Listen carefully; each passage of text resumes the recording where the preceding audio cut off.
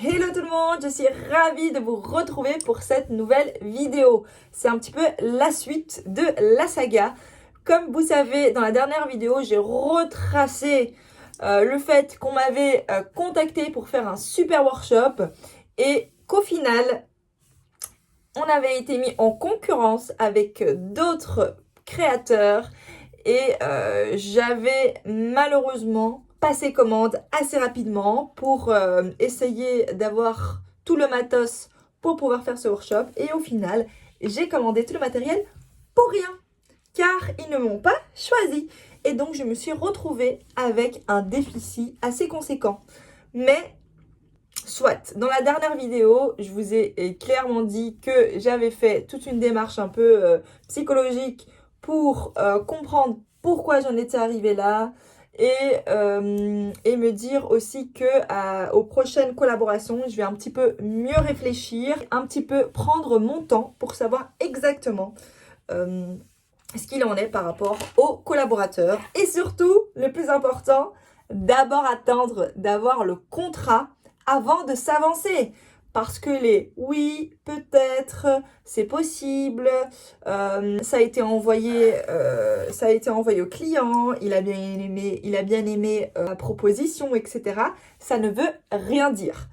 On attend d'avoir un contrat, on attend de signer le contrat pour réellement se dire ok, ce workshop est pour moi. Donc, c'est une leçon que j'ai apprise. Voilà, c'est la vie. On apprend les choses à la dure. Et c'est très bien comme ça. Parce que dans une prochaine collaboration, ne vous inquiétez pas que je vais bien réfléchir avant de m'avancer trop vite. Mais là, je suis super contente parce qu'aujourd'hui, on va plutôt discuter de mon prochain workshop qui va avoir lieu à la Sneakermania, et je vous en avais parlé dans la vidéo précédente. Je suis super contente parce que ça fait déjà 3 ans que je participe à la Sneakermania et cette année, je suis très heureuse car j'ai franchi le pas et j'ai demandé à l'organisateur si c'était possible de faire un workshop durant la Sneakermania. Et je suis assez fière de moi parce que d'habitude, je suis toujours démarchée. Et là, très heureuse et très fière que ce soit moi qui ai démarché le client, que ce soit moi par rapport à mes aptitudes, par rapport à ce que j'ai déjà pu offrir dans d'autres workshops. Je suis déjà assez sûre de moi pour pouvoir proposer un événement qui pour moi correspond complètement à ce que je peux proposer. Donc je trouve que c'est une petite victoire de se dire ok, on se jette dans le bain et on attend de voir. Peut-être c'est positif, peut-être c'est négatif, mais il faut se lancer et je l'ai fait et j'en suis très contente. Comme je vous ai dit, j'ai déjà participé à cet événement pendant plusieurs années et à chaque fois, j'étais vendeuse.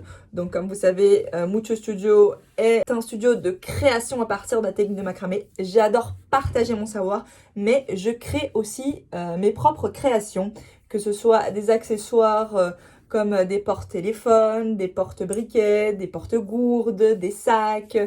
Enfin, j'adore créer.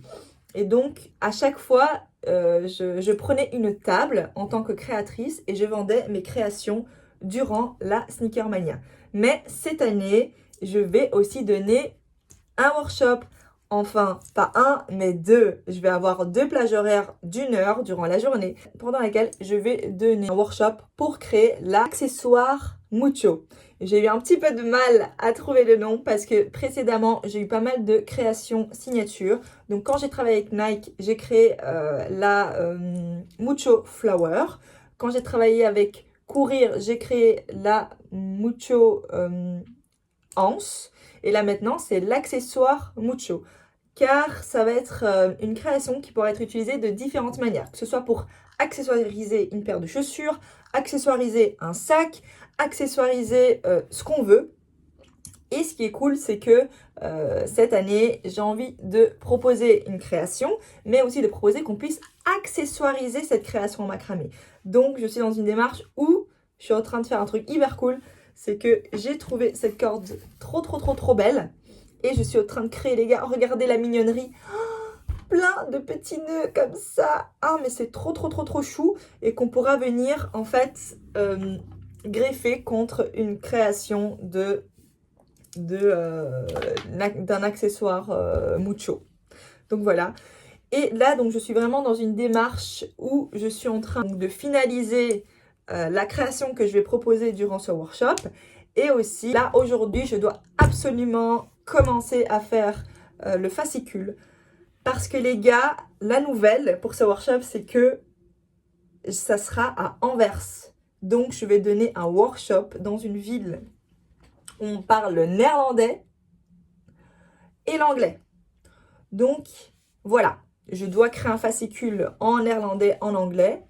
Et je me dis, pour me challenger, j'ai réellement envie d'essayer de faire ce workshop en néerlandais parce que ça va complètement me faire sortir de ma zone de confort.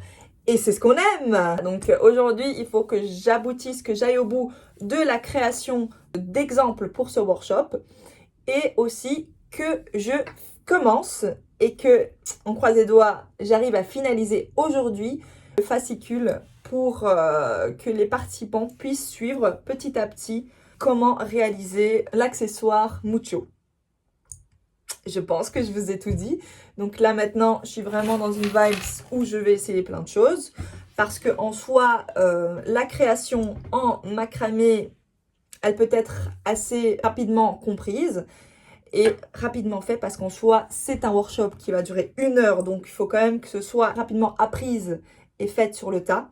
Ce qui est cool, c'est que ça va être 1 heure, mais ça va être des quantités de personnes précises. Donc ça va être 10 personnes pour 1 heure et 10 personnes pour une autre heure.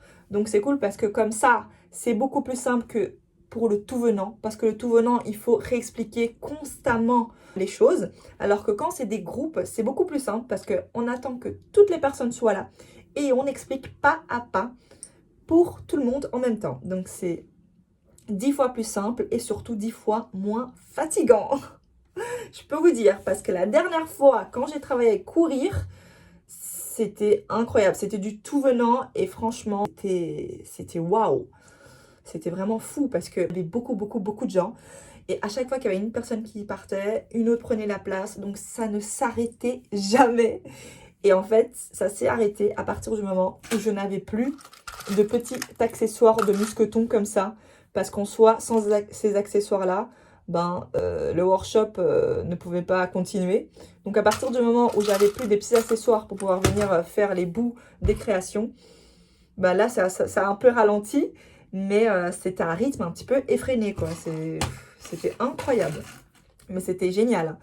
Donc du coup, là, je vais repartir comme quand j'ai travaillé avec Nike. Quand j'ai travaillé avec Nike, c'était la même chose. J'ai eu 3 plages horaires bien définies avec un maximum de 10 personnes. Donc là, c'était vraiment le premier workshop que j'ai fait de ma vie. Et j'étais extrêmement stressée. Mais le fait d'avoir toutes les personnes en même temps, c'était beaucoup plus simple. Bon, on est parti là. Et j'aimerais bien créer plein de petits accessoires. Donc comme vous avez vu, donc j'ai créé des petits nœuds comme ça qu'on pourra venir mettre dans l'accessoire mucho. Mais j'ai aussi été au Green Lab. Le Green Lab, c'est un endroit où on peut acheter plein de choses en seconde main. Et regardez la mignonnerie que j'ai trouvée là-bas. J'ai trouvé plein de petites choses comme ça qui peuvent être collées ou cousues contre une création. C'est trop cool. Et j'ai aussi trouvé plein d'accessoires comme ça.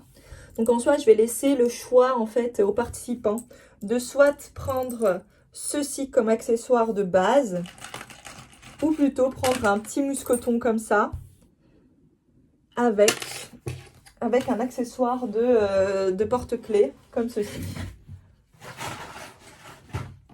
Comme ceci, vous voyez, des petites boucles comme ça pour les porte-clés. Au clair, il y aura quelques petits choix à faire de base, donc ils vont devoir choisir soit leur mousqueton, donc un mousqueton comme ça, ou un mousqueton coloré. Je vais offrir plusieurs types de mousquetons, comme ça chacun pourra choisir ce qui lui plaît. Il y aura une petite boucle comme ça, une petite boucle de porte-clés. Il y aura 2 cordes à choisir Et après, quand l'accessoire mucho sera fait, ben, ils pourront venir accessoiriser encore plus avec des petites choses comme ça, des petites choses comme ça. Ça va être trop cute, je suis trop impatiente.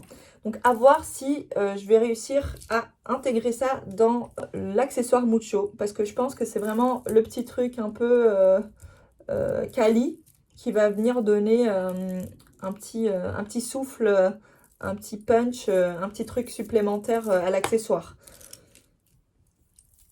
Et en soi, je l'ai en gris, en doré, en noir métallique et aussi ce doré un petit peu ancien, j'adore. Donc ils pourront choisir entre ces 4 petites chaînes à rajouter à la création de l'accessoire mucho. Mais ça c'est pour venir agrémenter à la suite. Bon, on est parti.